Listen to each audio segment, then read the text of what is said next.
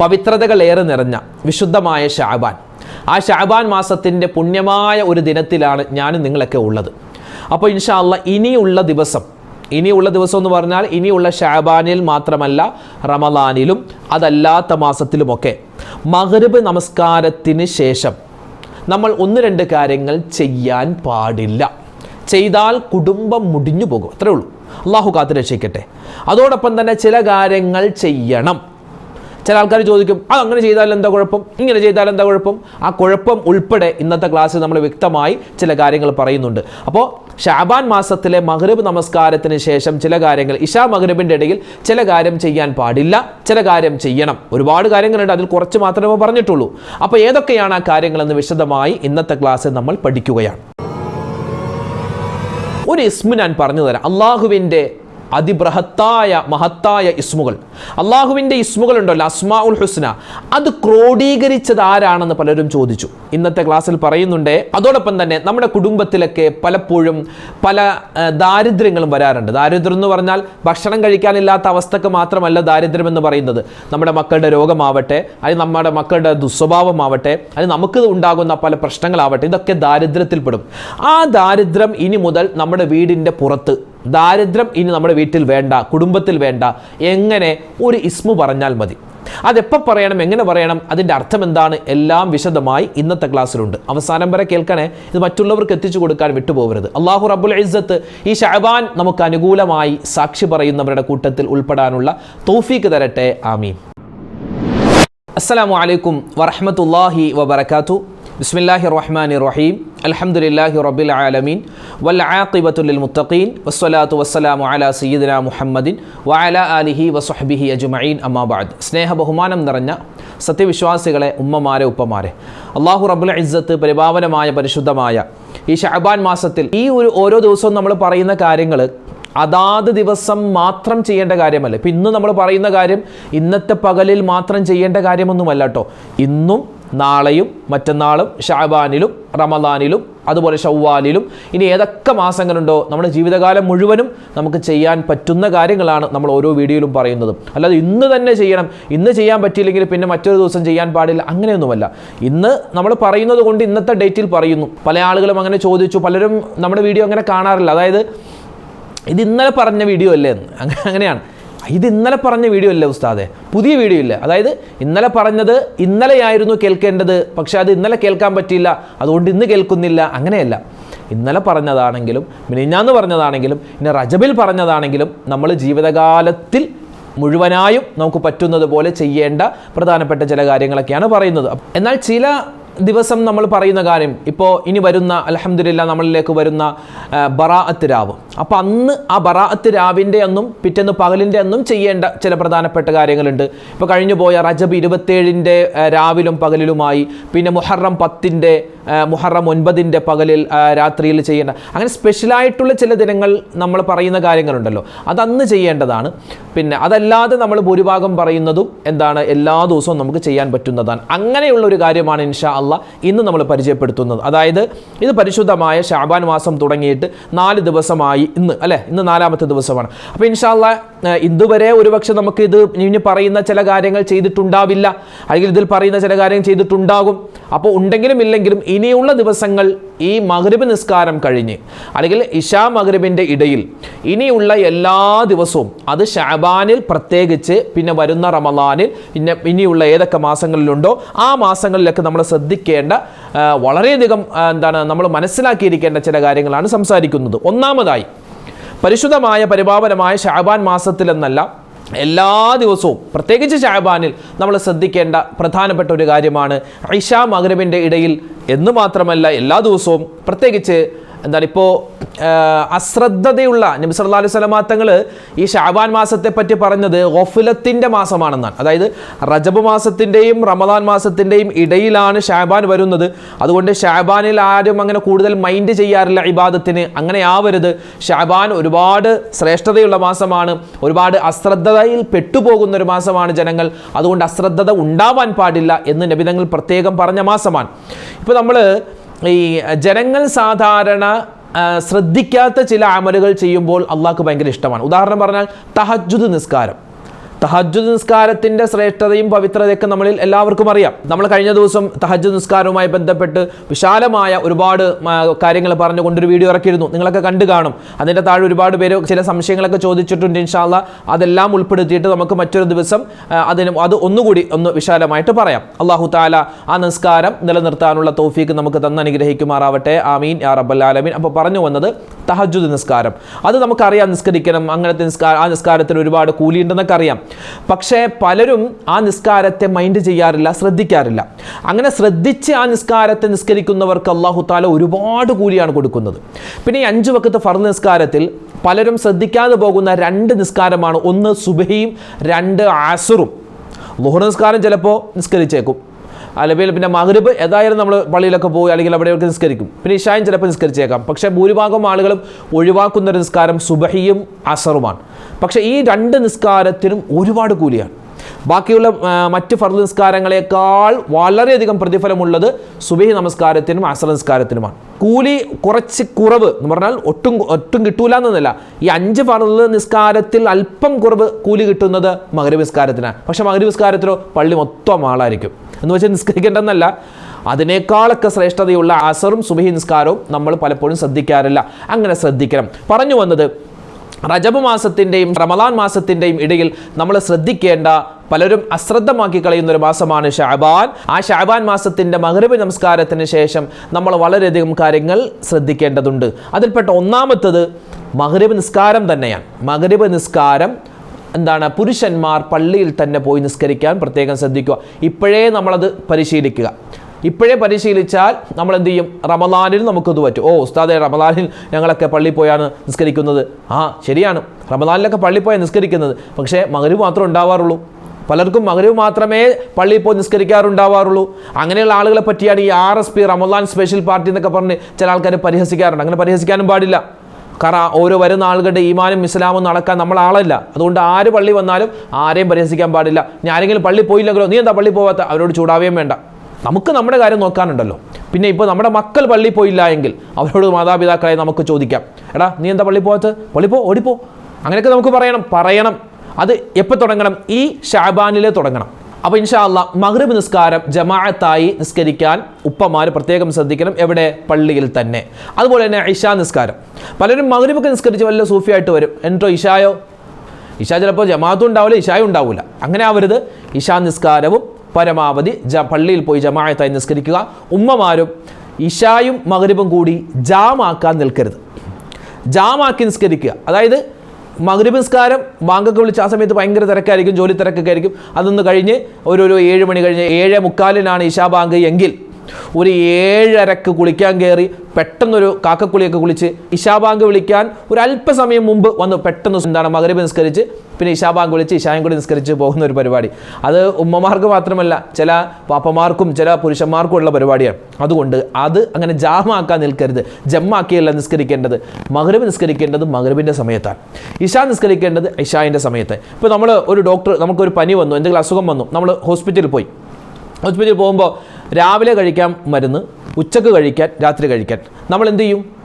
രാവിലെ കഴിക്കുന്നത് രാവിലെ തന്നെ കഴിക്കും, ഉച്ചക്കുള്ളത് ഉച്ചക്ക് തന്നെ, രാത്രിയുള്ളത് രാത്രി തന്നെ. അല്ലാതെ രാവിലെ കഴിക്കാനുള്ള ഗുളിക കഴിക്കാതിരുന്നിട്ട് അവസാനം എന്താണ്, ഈ ഉച്ചക്ക് ചോറ് തിന്നതിന് മുമ്പ് രാവിലത്തെ ഗുളിക കഴിച്ചു, ചോറ് കഴിച്ചതിന് ശേഷം ഉടൻ തന്നെ ഉച്ചക്കത്തെ ഗുളിക കഴിച്ചു. അങ്ങനെയാണോ? അല്ലല്ലോ. നമ്മൾ രാവിലത്തത് രാവിലത്തെ, ഉച്ചക്കത്തെ, മഗ്രിബിൻ്റെ സമയത്ത് മഗ്രിബ്, ഇശായിൻ്റെ സമയത്ത് ഇശ.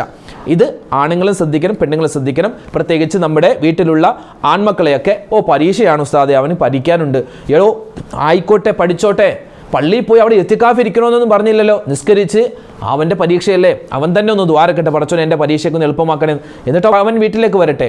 നമ്മുടെ മക്കൾ, പെൺകുട്ടികൾ, അവർ പ്രായപൂർത്തിയായവരാണ്. അവർ നിസ്കരിക്കാൻ പറ്റുന്ന സമയമാണെങ്കിൽ അവരെ നിസ്കരിപ്പിക്കണം. പലരും അവൾ പഠിക്കട്ടെ, ആയിക്കോട്ടെ, പഠിച്ചോട്ടെ, പക്ഷെ അതിൻ്റെ നിസ്കാരത്തിൻ്റെ സമയത്ത് നിസ്കാരം ശ്രദ്ധിക്കണം. അപ്പോൾ ഞാൻ മുമ്പ് പറഞ്ഞൊരു വീഡിയോയിൽ വാപ്പമാരും ഉമ്മമാരും മക്കൾക്ക് മാതൃകയാവണം. എങ്ങനെ? എടാ നിസ്കരിച്ചോ, നീ പോയി നിസ്കരിക്കണം. എങ്ങനെയല്ല, മക്കളെ വാ നമുക്ക് ഒന്നിച്ച് നിസ്കരിക്കാം. അങ്ങനെയാണ് വാപ്പായും ഉമ്മായും മക്കളെ ഒന്നിച്ച് നിസ്കരിപ്പിക്കുന്ന ഒരു പരിപാടി ഷഅബാനിലേ തുടങ്ങുക. എന്നാലേ റമദാനിൽ പിടിച്ചാൽ കിട്ടുള്ളൂ. പല രക്ഷിതാക്കളും മക്കളെപ്പറ്റി പരാതി പറയാറുണ്ട്, ഉസ്താദേ അങ്ങനെയാണ് പറഞ്ഞിട്ട് അനുസരിക്കുന്നില്ല, ഇങ്ങനെയാണ് അവൻ വഴിതെറ്റി പോകുന്നൊക്കെ. അങ്ങനെയുള്ള ഈ രക്ഷിതാക്കളെ പറ്റി നമ്മളൊന്ന് നോക്കിയാൽ അവർ ഭൂരിഭാഗം ആളുകൾ, എല്ലാവരും എന്നല്ല, ചില ആളുകൾ ചില ആളുകൾ എന്താണ്, അവർ നിസ്കാരമൊന്നും കൃത്യമാക്കാത്ത ആളുകളായിരിക്കും. അള്ളാഹു കാത്തിരക്ഷിക്കട്ടെ. നിസ്കാരം ഉമ്മാക്ക് ഉണ്ടാവില്ല, ചിലപ്പോൾ വാപ്പാക്കും ഉണ്ടാവില്ല. കാരണം ഉമ്മായും വാപ്പായും അള്ളാഹുവിലേക്ക് അടുക്കും തോറും മക്കളും ഇൻഷാ അള്ളാഹ് വന്നോളും. ചില കേസുകളിൽ ഉമ്മായും വാപ്പായും ഭയങ്കര ഇബാദത്തുള്ള ആളുകളായിരിക്കും, മക്കൾ വഴിതെറ്റി പോകുന്ന അവസ്ഥയുമുണ്ട്. അതല്ല ഞാൻ പറഞ്ഞത്. ഭൂരിപക്ഷം നമ്മൾ കേസുകൾ എടുത്തു നോക്കിയാൽ ഉമ്മായും വാപ്പായും അള്ളാഹുലേക്ക് അടുക്കാത്തവരാണ്. അതുകൊണ്ട് മക്കളും അകന്നു പോകുന്നു. അങ്ങനെയല്ല, വാപ്പാനെ ഉമ്മാൻ്റെ നിസ്കാരം കണ്ടിട്ട് മക്കൾ പഠിക്കുന്ന ഒരവസ്ഥ ഉണ്ടാവണം. അതുപോലെ തന്നെ നമ്മൾ കുടുംബത്തിൽ എല്ലാവരും ചെയ്യേണ്ട, ശഅബാൻ മാസത്തിൽ പ്രത്യേകിച്ച് ചെയ്യേണ്ട രണ്ടാമത്തെ കാര്യമെന്ന് പറഞ്ഞാൽ എന്താണ്, മഗ്രിബ് നിസ്കാരത്തിന് ശേഷം സൂറത്തു ദുഹാൻ മറന്നു പോകരുത്. സൂറത്തു ദുഹാനിൻ്റെ ശ്രേഷ്ഠതയും പവിത്രതയൊക്കെ നമ്മൾ കഴിഞ്ഞ ദിവസം ഒരു ക്ലാസ്സിൽ പറഞ്ഞതാണ്. അപ്പോൾ ഒരുപാട് പേര് അൽഹംദുലില്ലാ ഞങ്ങൾ ഇന്ന് തൊട്ട് തുടങ്ങിയിട്ടുണ്ട് ഉസ്താദ് എന്നൊക്കെ പറഞ്ഞ് കമൻറ്റ് എഴുതിയിരുന്നു. അൽഹംദുലില്ലാ, അല്ലാഹു തആല സ്വീകരിക്കട്ടെ, ആമീൻ. അപ്പോൾ സൂറത്തു ദുഹാൻ മറന്നു പോകരുത്. സൂറത്തു ദുഹാൻ എങ്ങനെയാണ് ഓതേണ്ടത് നമ്മൾ പറഞ്ഞു. സൂറത്തു ദുഹാൻ ആദ്യത്തെ 8 ആയത്തുകൾ 15 വട്ടം ആവർത്തിച്ച് ഓതുക. ഏത് ദിവസം വരെ? ഷഅബാൻ 15 വരെ, ബറാഅത്ത് രാവ് വരെ. എന്നിട്ട് ബറാഅത്ത് രാവിനെ ആ 15 എന്ന ആ എണ്ണം 15 പ്രാവശ്യം നമ്മൾ ആവർത്തിച്ചോതൂല്ലേ, ആ 15 പ്രാവശ്യം ആവർത്തിച്ചോതുന്നത് അത് എത്ര വട്ടമാക്കുക? 30 വട്ടമാക്കുക. 30 പ്രാവശ്യം ഓതി അത് ആ സൂറത്ത് പൂർത്തിയാക്കി പിന്നെ അറിയാവുന്ന സ്വലാത്തും ദിക്റൊക്കെ ചൊല്ലിയിട്ട് ദുആ ഇറക്കുക. അത് ചില ആളുകൾ പറഞ്ഞു ഇശാ നിസ്കാരത്തിന് ശേഷം ഓതിയാൽ കുഴപ്പമുണ്ടോ? ഇശാ നിസ്കാരം കഴിഞ്ഞ് ഓതലാണ് ഏറ്റവും നല്ലത്. ഇനി അതിന് പറ്റിയില്ലെങ്കിൽ മഗ്രിബ് കഴിഞ്ഞ് ഓതിയാലും അതിൻ്റെ പ്രതിഫലം കിട്ടുന്നതാണ്. അപ്പോൾ ഇശാ നിസ്കാരം കഴിഞ്ഞിട്ട് ഓതലാണ് നല്ലത്. ഇനി ആ സമയത്ത് ഓതാൻ പറ്റുന്നില്ലെങ്കിൽ മഗ്രിബ് കഴിഞ്ഞ് ഓതിയാലും മതിയാകുന്നതാണ്. അപ്പോൾ സൂറത്തു ദുഹാൻ മറന്നു പോകരുത്. പിന്നെ സൂറത്തുൽ മുൽക്ക്, സൂറത്തുൽ വാഖിയ, അപ്പോൾ അറിയാവുന്ന സൂറത്തുകൾ, ആയത്തുകൾ, അതൊന്നും നമ്മൾ മറന്നു പോകാൻ പാടില്ല. പിന്നെ മറ്റൊരു കാര്യമെന്ന് പറഞ്ഞാൽ ഇശാ മഗ്രിബിൻ്റെ ഇടയിൽ ചെറിയ മക്കൾ നമ്മുടെ വീട്ടിലുണ്ടാകും. ചിലപ്പോൾ 1 വയസ്സ്, 10 മാസം, ചിലപ്പോൾ 1.5 വയസ്സ്, 2.5 വയസ്സ്. ആ സമയത്ത് ഒരിക്കലും ഇശാ മഗ്രിബിൻ്റെ ഇടയിൽ എന്തായാലും വീടിൻ്റെ പുറത്തേക്ക് അവരെ വിടരുത്. അതിപ്പോൾ നമ്മളൊരു കല്യാണത്തിന് പോകുന്നു അല്ലെങ്കിൽ ഒരു ഫംഗ്ഷന് പോകുന്നു, അപ്പോൾ നമ്മുടെ മക്കളെ കൊണ്ട് പോകണ്ടെന്നാണോ? പോകണം, അതല്ല പറഞ്ഞത്. മറിച്ച് നമ്മുടെ വീട്ടിൽ നമ്മൾ ഉള്ളപ്പോൾ നമ്മുടെ മക്കളെ മഗ്രിബ് കഴിഞ്ഞിട്ട് പുറത്തേക്ക് ഇറക്കരുത്. ആ സമയത്ത് ചില പിശാച്, ഇത് നബി സല്ലല്ലാഹു അലൈഹി വസല്ലമ തങ്ങളുടെ ഹദീസിലുള്ളതാണ്. ആ സമയത്ത് കറങ്ങി നടക്കുന്ന ചില ശൈത്താന്മാരുണ്ട്, പിന്നെ പിശാചുക്കളുണ്ട്. ചിലപ്പോൾ മക്കൾക്ക് പെട്ടെന്നൊരു കരച്ചിലുണ്ടാകും. എന്താണ് വന്നു നോക്കുമ്പോൾ ഒന്നും കുഴപ്പമില്ല, പക്ഷെ അവർക്കാണെങ്കിൽ പറയാനും പറ്റില്ല, എന്തോ കണ്ട് പേടിച്ചതാവാം. ചിലപ്പോൾ ഉറക്കത്തിൽ ഞെട്ടി എഴുന്നേക്കുന്നു. ഇപ്പോൾ ഒരു കേസ് നമ്മുടെ അടുക്കൽ വന്നു. രാത്രി 12 മണി, കറക്റ്റ് 12 മണി ആകുമ്പോൾ കുട്ടി നെറ്റി എഴുന്നേറ്റിട്ട് കരച്ചിലും ബഹളവും. എന്താ സംഭവം? എന്തെങ്കിലും ഉറുമ്പ് കടിച്ചാണോ? അല്ല, ഒന്നുമല്ല. ഉറുമ്പ് കടിച്ചതാണോ അല്ലെങ്കിൽ എന്തെങ്കിലും കുത്തിയതാണോ? ഒന്നുമല്ല. കുട്ടി ഉറങ്ങുമായിരിക്കും, 12 മണിയാകുമ്പോൾ നെറ്റി എഴുന്നേക്കും. അപ്പോൾ ഞാൻ അതുമായി ബന്ധപ്പെട്ട ഒരു ഉസ്താദിനോട് ചോദിച്ചു.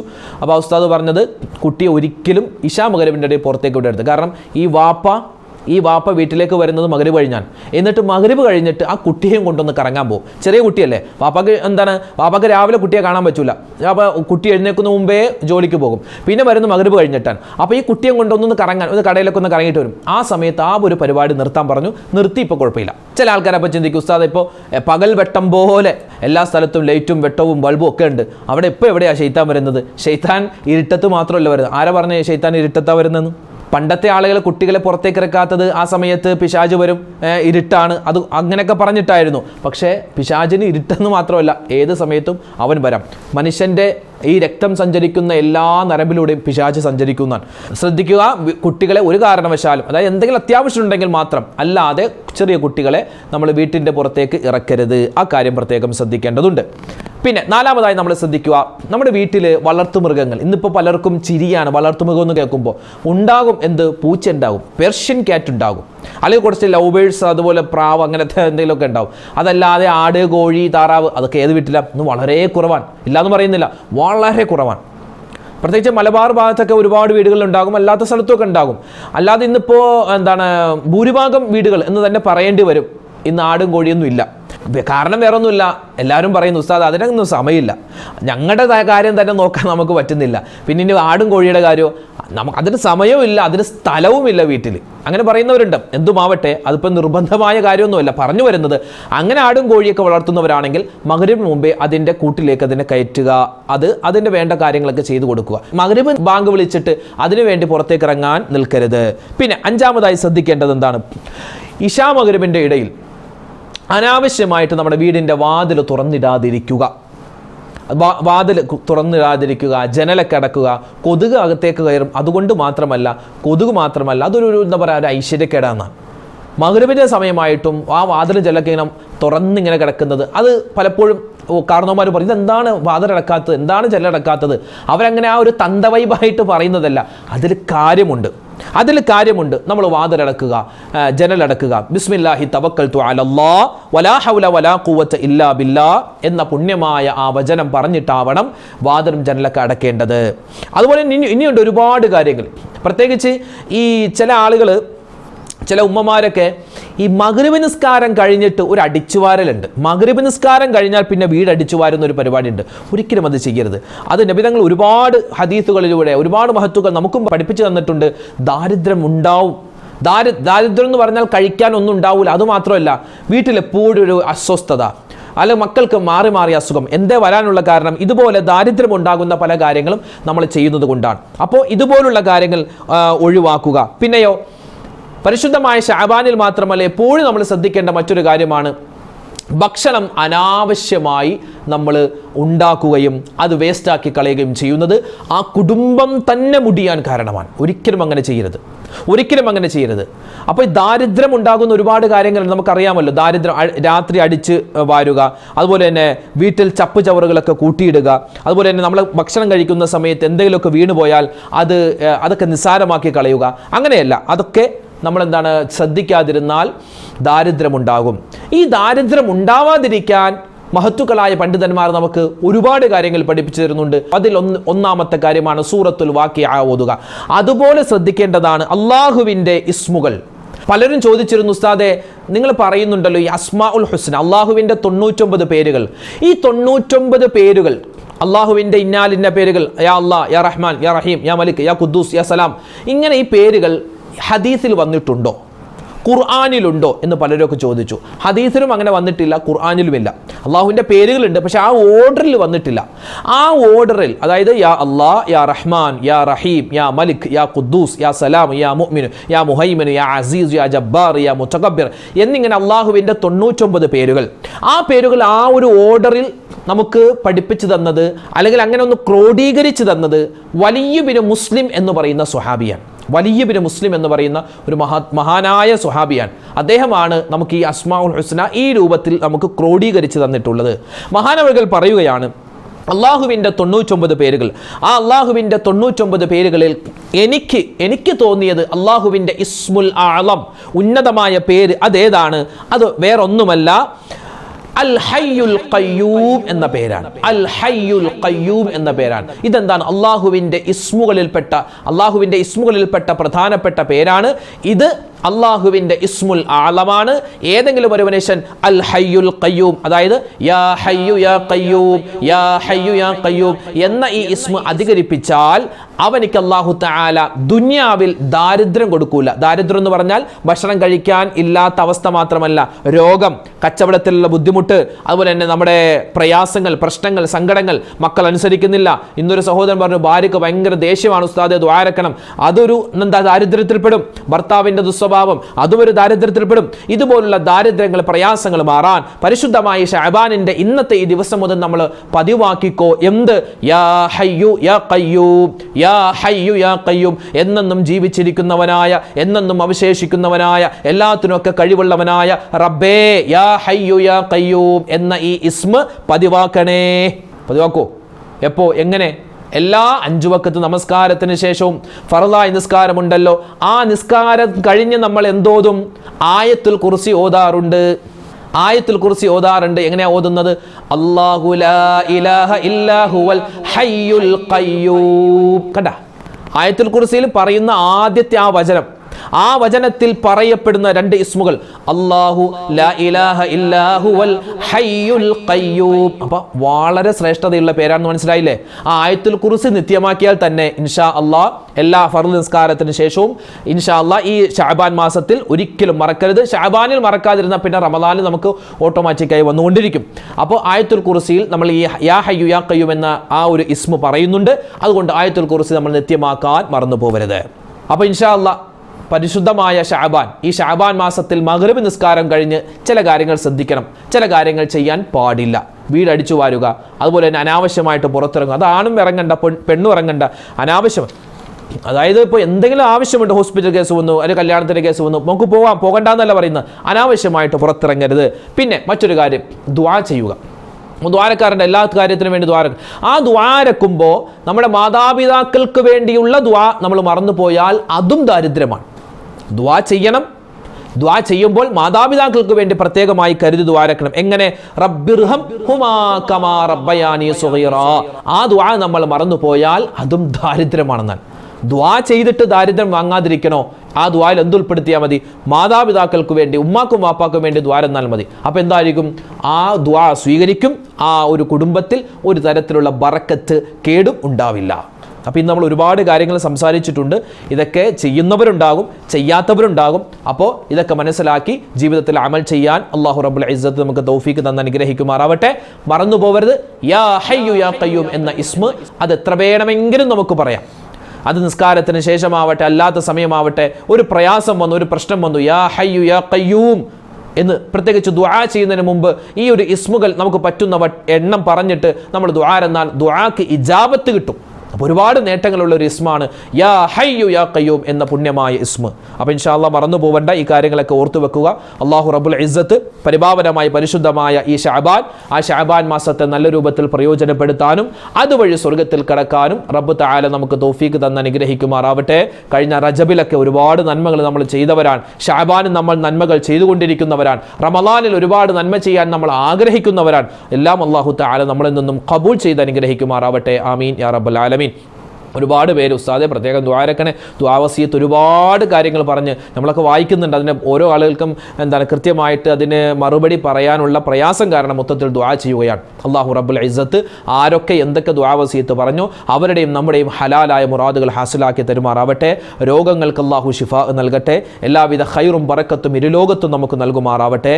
നമ്മുടെ എല്ലാവരുടെയും മരണപ്പെട്ടു പോയ ആരൊക്കെ ഉണ്ടോ എല്ലാവർക്കും അല്ലാഹു സ്വർഗ്ഗം നൽകി അനുഗ്രഹിക്കുമാറാവട്ടെ. ആമീൻ യാ റബ്ബൽ ആലമീൻ. അസ്സലാമു അലൈക്കും വറഹ്മത്തുള്ളാഹി തആല വബറകാതുഹു.